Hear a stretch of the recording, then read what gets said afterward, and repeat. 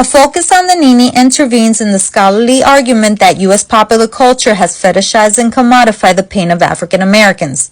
Deborah Walker King writes that the pain-free white American body exists easily in the cultural imagination, whereas the black body is always a memorial to African and African American historical pain. Examination of adult-oriented culture amply supports this perspective, but the lens of childhood inverts it.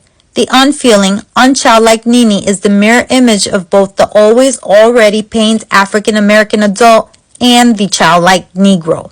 Pain is what divided white childhood from black childhood in U.S. popular culture. A series of advertisements that ran in the juvenile magazine, The Youth Companion, from October 1893 through December 1894, makes explicit the slippage between Topsy from Uncle Tom's Cabin and the Nini at the axis of unfelt violence.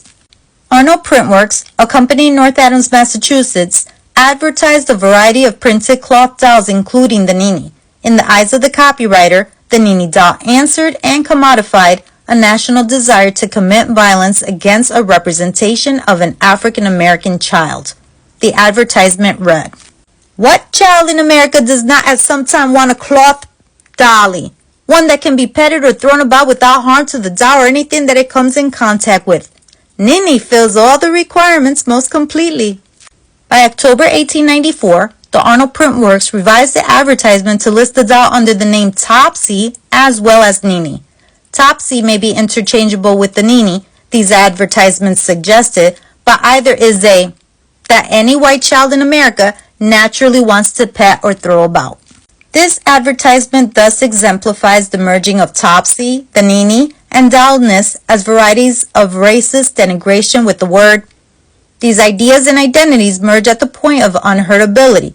What makes this doll a Nini, a Topsy, is not only its color, but also crucially the fact that it can be thrown without harm. That is, it cannot be hurt. This invulnerability allows or even instructs a presumably white child to play violently with the doll. The copy suggests that every white child in America wants to abuse the black doll, and the virtue of this particular black doll is that it can endure that practice without shattering.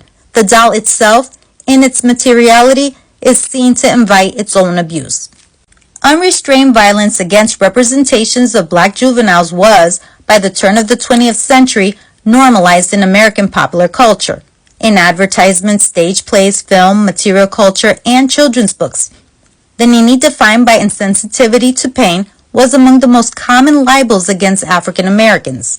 Manufacturers slapped the image of the Nini on products including soap, postcards, sheet music, games, dolls, tobacco, matches, ashtrays, crackers, soda, menus, letter openers, figurines, brooches, farm produce, textiles of all sorts, and much, much more. The repetitious ubiquity of the insensate Nini itself desensitized white readers and other consumers to African American pain. The Nini compressed the libel into the icon of a juvenile body, as a compact and instantly recognizable emblem of black insensiteness, and the Nini was uniquely useful in advertising. When laminated to commodities, the Nini, as that which cannot be hurt, masked the exploitative and even violent aspects of industrialization. The Nini's essentialized insensateness resolved ethical problems of violence. Viciousness against African American juveniles was not immoral if it did not hurt. The Nini, as a dechilded juvenile, ultimately reserved infanthood for black adults. The libelous, dechilded Nini was interdependent with the libel of the childlike Negro. At stake in the refutation of the Nini image was not only black childhood, but also black adulthood. Of all the different black dolls I've learned about, the Nini doll is considered by historians to be the most popular and historically significant doll created in the South. I was mind blown to learn that black rag dolls were sold for the mere sake of beating them. But while researching, I found, in 2019, Dollar Zone began selling these Feel Better black dolls from the Harvey Hunter Company, which had to be pulled from shelves. This black doll came with instructions sewn on its stomach that read, "Whenever things don't go well and you want to hit the wall and yell, here's a little Feel Better doll that you just will not do without. Just grab it firmly by the legs and find a wall to slam the doll. And as you whack the Feel Good doll, do not forget to yell, 'I feel good, I feel good.'"